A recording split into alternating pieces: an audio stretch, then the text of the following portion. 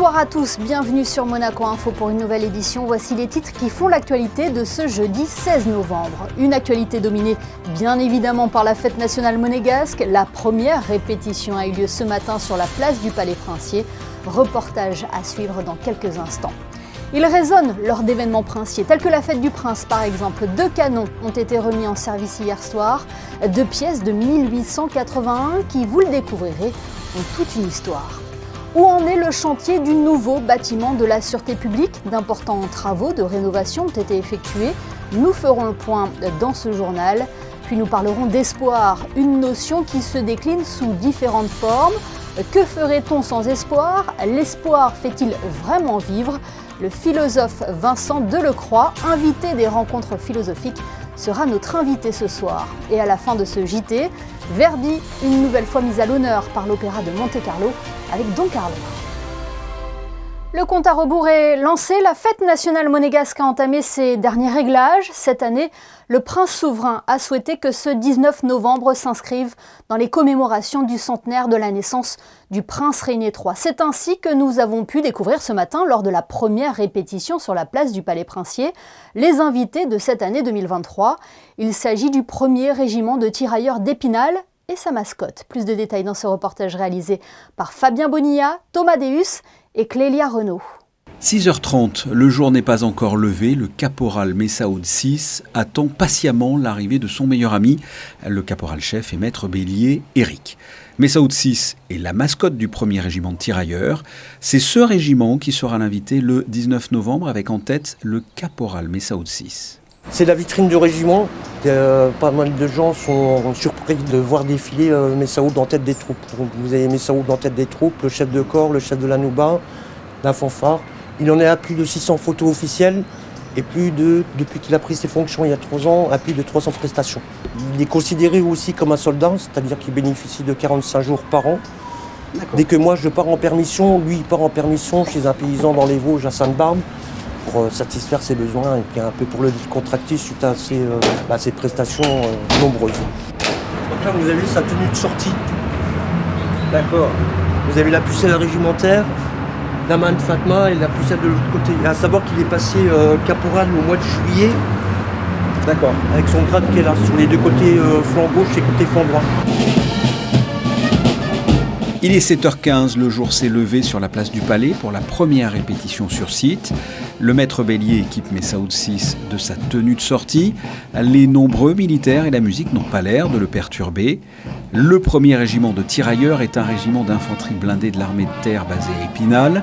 Il a été constitué en 1994 en hommage aux tirailleurs algériens, marocains et tunisiens qui pendant 120 ans ont participé à tous les combats de la France. Sa venue est un hommage également au prince Régnier III. On défilera dimanche matin en tenue orientale pour la fête nationale de Monaco.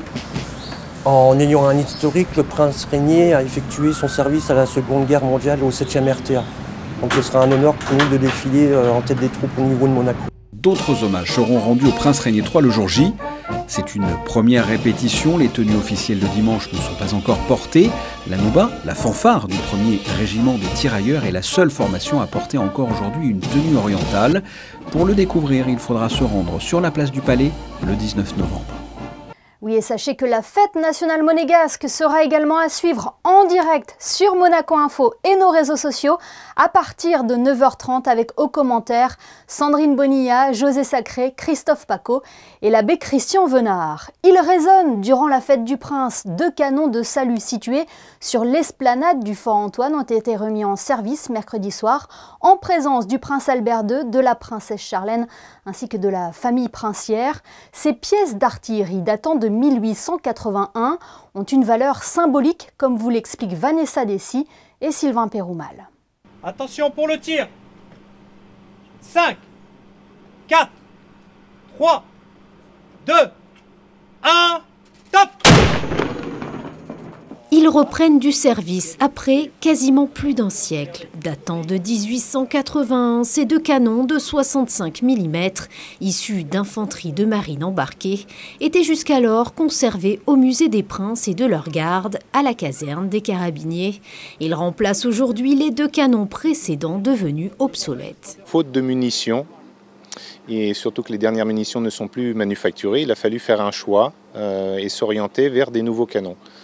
On n'a pas voulu faire le choix d'acheter des canons, on a remilitarisé ces canons qui étaient au Musée des Princes et avec une société française pendant quasiment 2 à 3 ans. On a fait pas mal d'essais techniques pour pouvoir avoir une performance assez conséquente et surtout faire un tube réducteur à l'intérieur parce que les calibres ne sont plus les mêmes.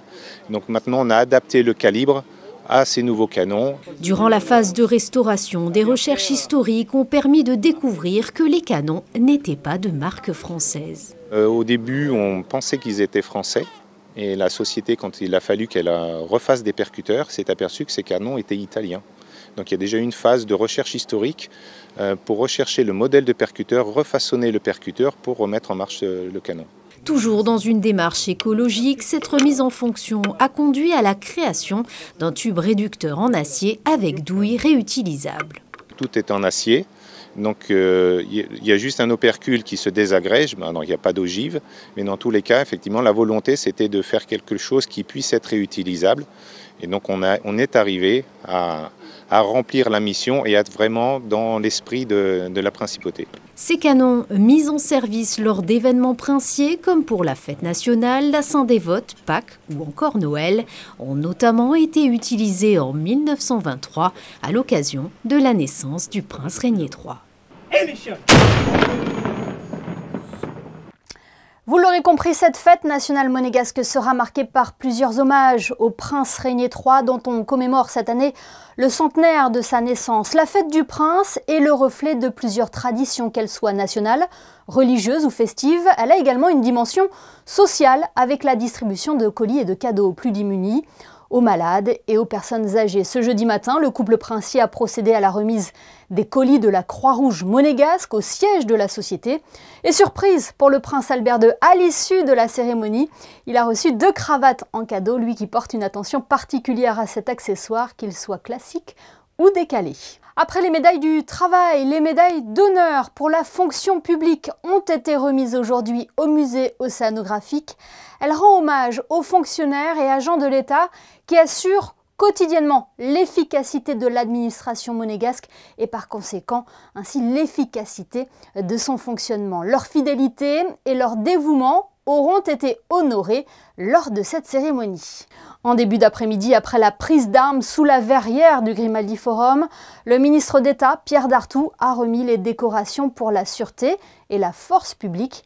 L'ensemble de ces cérémonies est à retrouver en intégralité dès demain à partir de 17 h sur notre antenne et déjà disponible sur notre chaîne YouTube. Et puis la fête du prince a été célébrée avec un peu d'avance par les enfants à l'espace Léo Ferré. Regardez ces images. La mairie de Monaco proposait plusieurs animations à destination des 4-12 ans. Au programme, structures gonflables, activités ludiques ou espaces de jeu comme ce grand circuit de voitures télécommandées de Formule 1.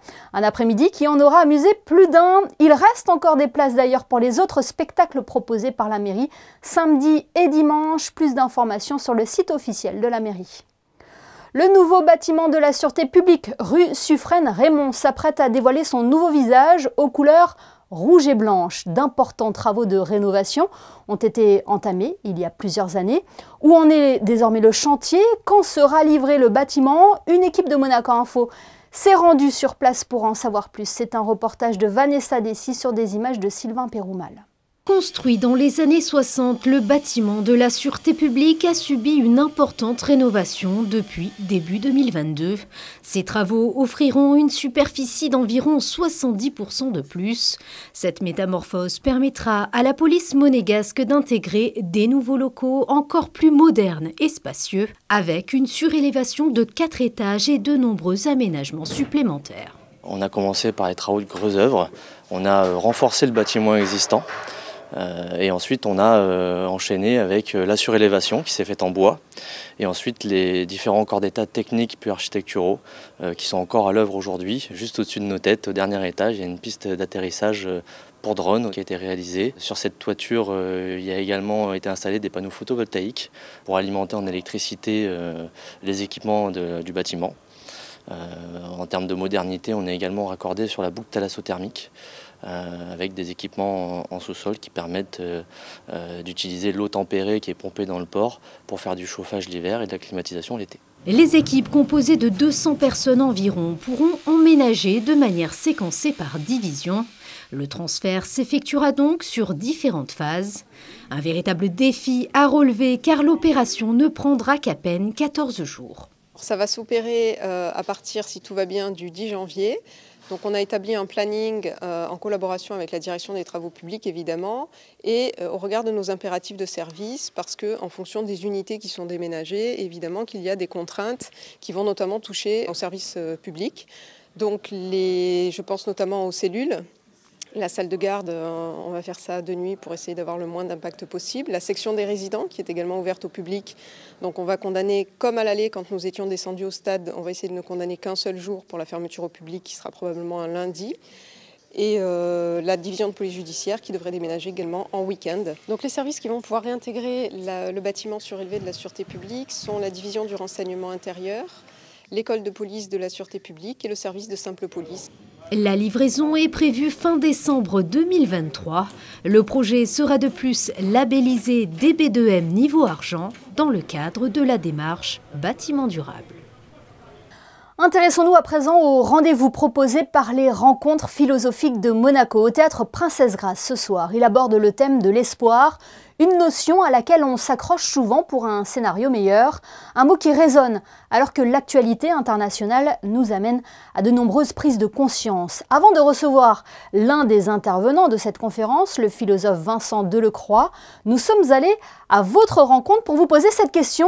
L'espoir fait-il vraiment vivre? Et si oui, sur quoi fondez-vous vos espoirs? Oui, l'espoir fait vivre et j'ai un vœu en particulier, c'est qu'il n'y ait plus de guerre du tout. L'espoir fait vivre, tout à fait, oui, bien sûr. Le vœu, c'est qu'on vive tous en harmonie et en paix. Réussir mes études et avoir un métier qui me plaît, bien sûr. C'est mon vœu, on va dire. Qu'il y ait un peu de santé un petit peu pour tout le monde.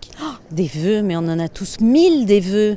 Avant Noël, forcément, on a envie de plein de cadeaux, d'une nuit magique, de belles choses, de voyages, voilà. Que toutes ces guerres mondiales s'arrêtent parce que ça devient un peu trop, y compris le conflit que nous avons dans notre propre société.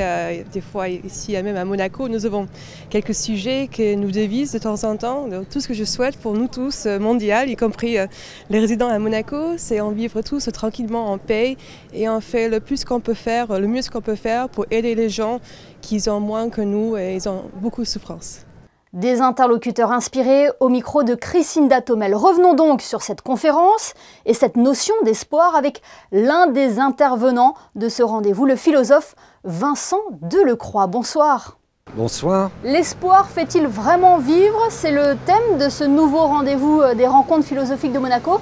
Cette question, je vous la pose, Vincent Delecroix. L'espoir fait-il vraiment vivre? Oui, c'est une question délicate, mais comme vous pouvez l'imaginer, c'est une question particulièrement d'actualité, vu ce qui se passe un peu partout dans le monde et dans certains endroits. La question, c'est de savoir si cet adage, parce que c'est un adage, a une portée philosophique, laquelle, et si elle n'est pas aussi trompeuse, cette phrase-là, parce que de l'espoir, oui, ça peut faire vivre, ça peut nous tuer aussi. Et c'est ça, je pense qu'on aura à cœur d'explorer. L'espoir est nécessaire à la vie, on dit souvent, tant qu'il y a de la vie, il y a de l'espoir. Oui, ça c'est sûr, c'est même pour un certain nombre d'anthropologues classiques en philosophie, ça fait partie des passions primitives. L'espoir et la crainte, c'est ce qui nous guide dans l'expérience, dans la vie, que sans espoir, voilà, on ne fait plus rien. Mais il y a d'une certaine manière une limite de l'espoir qui fait que si elle devient hyperbolique, mal informée, elle est génératrice d'illusions, voire de passivité. Il suffit d'espérer et puis on ne fait plus rien. Donc il y a une limite très ténue entre le vice et la vertu de l'espoir. Oui, ce que vous êtes en train de nous dire, c'est qu'il y a plusieurs formes d'espoir, parce qu'on l'associe souvent à l'attente de quelque chose de positif pour inverser une situation négative. Oui, bien sûr, mais ce n'est pas simplement une anticipation, voire une anticipation rationnelle. C'est-à-dire on peut les trouver dans des tas de champs de l'activité. Ça va de l'économie à la philosophie.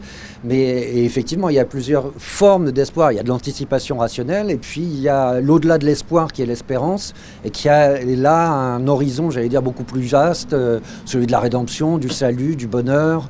Et il faut encore une fois mesurer les effets possibles de ce dépassement par rapport au simple calcul ou à l'anticipation rationnelle du possible. Et que peut nous apporter la philosophie en termes d'espoir? Comment peut-on s'appuyer sur elle? C'est très difficile parce qu'en général, elle n'a pas vraiment la réputation d'apporter de l'espoir. Elle est plutôt là pour analyser les causes de la désespérance et surtout parce qu'elle a elle a un regard critique. Donc elle est plutôt prudente à l'égard des embardés de l'espoir. Mais je pense que en analysant clairement la notion et prudemment, elle est susceptible de soutenir justement par la raison un espoir, pas nécessairement prudent d'ailleurs, il peut être radical, mais de le soutenir par la raison, ça c'est indispensable. Vous en parliez en début d'entretien, compte tenu de la conjoncture actuelle, est-ce que l'on peut encore garder espoir? Je pense que c'est plutôt la question inverse qu'il faudrait se poser. Qu'est-ce qui se passe si on perd espoir? Alors il y a des modèles philosophiques qui essaient de rendre sa faculté, son efficacité à une certaine forme de catastrophisme. Tout va s'arrêter, il y a une urgence écologique, etc. Donc ne vous bercez pas d'espoir, ça va aller mal, ça va aller de plus en plus mal, il faut agir. Donc il peut y avoir une vertu. Mais comme je le disais à l'instant, si vous perdez tout espoir, vous vous réfugiez dans une espèce de fatalisme ou de passivité qui est évidemment préjudiciable. Il faut donc le préserver, cet espoir, alors? Il faut le préserver prudemment, mais c'est-à-dire encore une fois soutenir rationnellement cet espoir, mais surtout pas le perdre. Il faut avoir l'espoir, c'est la confiance, hein, et si vous perdez confiance dans les institutions, dans l'histoire, dans un certain nombre de relations intersubjectives, c'est terminé, la vie s'arrête. Eh bien, merci beaucoup Vincent Delcroix de nous avoir éclairé sur cette notion d'espoir. On rappelle que vous étiez l'un des intervenants de la conférence des rencontres philosophiques de Monaco. Merci. Merci beaucoup. Le parc Princesse Antoinette est l'un des poumons verts de la principauté où de nombreux monégasques aiment flâner. Un endroit attire la curiosité des plus jeunes et de leurs familles, c'est la mini-ferme. Elle vient d'accueillir de nouveaux pensionnaires. Quels sont ces nouveaux animaux? D'où viennent-ils? La réponse dans ce reportage de Frédéric Elion sur des images de Thomas Deus. Les canards, poules et lapins de la mini-ferme du parc Princesse Antoinette ont de nouveaux colocataires depuis ce jeudi matin. 3 cochons d'Inde et 2 lapins ont été récupérés suite à la fermeture future de la petite ferme de Marineland. Une démarche solidaire qui permet d'agrandir la famille d'animaux de l'enclos, bichonnée par les équipes du parc Princesse Antoinette. Tout simplement, il y a du nettoyage au niveau de l'enclos, Et puis après, nourriture, il faut qu'ils aient une nourriture adaptée, bien sûr. Après, nous, ce qu'on a aussi, on a cette chance, c'est qu'on va récupérer aussi les légumes au marché en bas à la Condamine, que c'est des invendus, les légumes abîmés. Donc on fait ça 3 fois par semaine. Et ce qui fait que les animaux, ils ont toujours, on va dire, une bonne cantine, on pourrait dire ça comme ça. Et en même temps aussi, on a l'école des Révoirs qui nous amène aussi les légumes qui sont utilisés pour le compostage. Donc qui peuvent très bien servir aussi pour les animaux de la mini-ferme. D'autres animaux ont été accueillis au jardin animalier Régnier 3 ainsi qu'à la roseraie Princesse Grace avec l'arrivée de nouveaux canards. Et justement, non loin de la roseraie Princesse Grace se déroule actuellement la No Finish Line. Plus de 190 000 km ont déjà été parcourus depuis le coup d'envoi de cette 24e édition samedi dernier. Malgré la fermeture du circuit répétée pour des raisons météo, les participants sont au rendez-vous. Pour rappel, pour chaque kilomètre parcouru, 1 € est reversé à l'association Children and Future, association qui soutient les enfants malades et défavorisés. Vous avez jusqu'à dimanche pour vous mobiliser.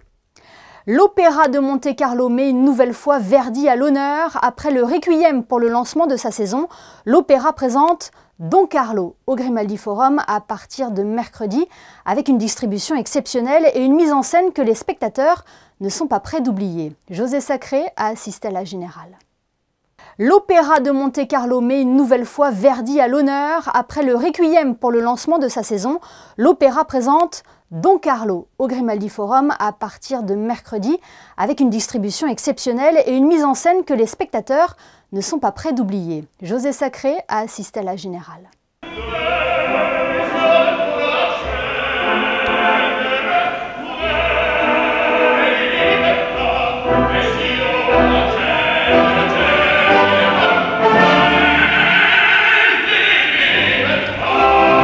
Sergei Skorgodov, Don Carlo, Arthur Ruzinski, Rodrigo, Joyce El-Khoury, Elisabeth de Valois, Ildar Abdrazakov, Philippe II, ce sont quelques-uns parmi les interprètes principaux de Don Carlo de Verdi, le premier opéra de la nouvelle saison, choisi par Cecilia Bartoli. On a tout dans cet opéra, on a l'amour, on a la haine, on a le patriotisme, on a tout ce qui fait part de l'être humain finalement, de l'histoire de l'être humain. Et d'une profondeur incroyable. Chaque personnage est tellement bien écrit pour chaque personnage, non? Vraiment pour chaque caractère. Je trouve que c'est très très touchant cet opéra pour moi.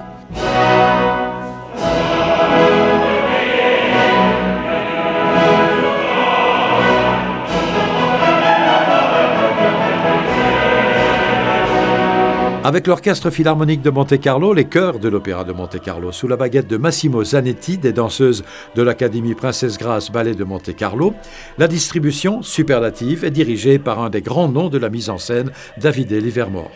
La mise en scène, ça vraiment, on peut penser à tradition et innovation, parce que ça c'est l'innovation, ça c'est, je trouve, et en même temps, on a un cast extraordinaire, Ildar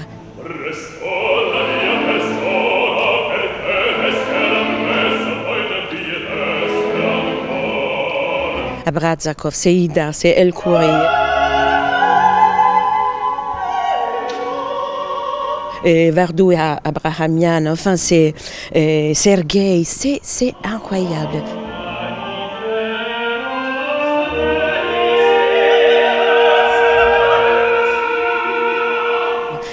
Chef d'orchestre Zanetti qui dirige par cœur comme ça, et la mise en scène de Livermore. Alors là, on est vraiment projeté dans plusieurs dimensions.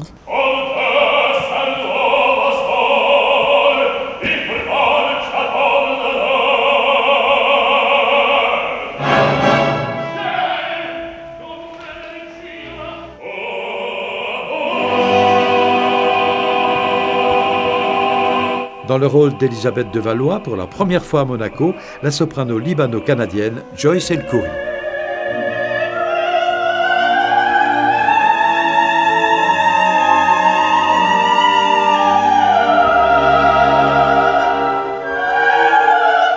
C'est une prise de rôle et ça fait des années que je prépare pour ceci. J'ai chanté beaucoup de bel canto et alors maintenant je commence avec les rôles de Verdi et je suis très heureuse. C'est une équipe magnifique, vraiment, vraiment. Tout le monde a voulu vraiment créer quelque chose qu'on présente au public de beau. La production est tellement belle et magnifique. Et puis avec tout le monde, on s'est bien entendu et c'était vraiment, ça fait comme ça.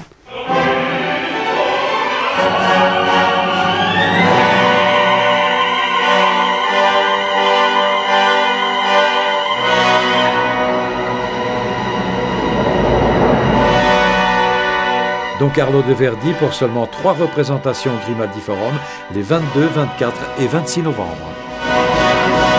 Je vous invite à venir, vraiment, ça vaut la peine, c'est magnifique. Jetons un coup d'œil à présent sur vos prévisions météo. Bonsoir Christine Datomel, quelle est la tendance pour la journée de vendredi ? Bonsoir Émilie, bonsoir à tous. Demain, le temps qui s'installe sera clair, même si durant la journée, quelques passages nuageux sont prévus. Vendredi sera donc un jour ensoleillé. Les températures sont comprises entre 11 et 17 degrés. Le soleil se lèvera à 7h25 et se couchera à 17h05. Demain, nous fêterons les Elisabeth. Oui, et prudence, le département des Alpes-Maritimes et Monaco ont été placés en vigilance orange vent. Elle est valable jusqu'à ce jeudi minuit en raison du passage de la tempête Federico.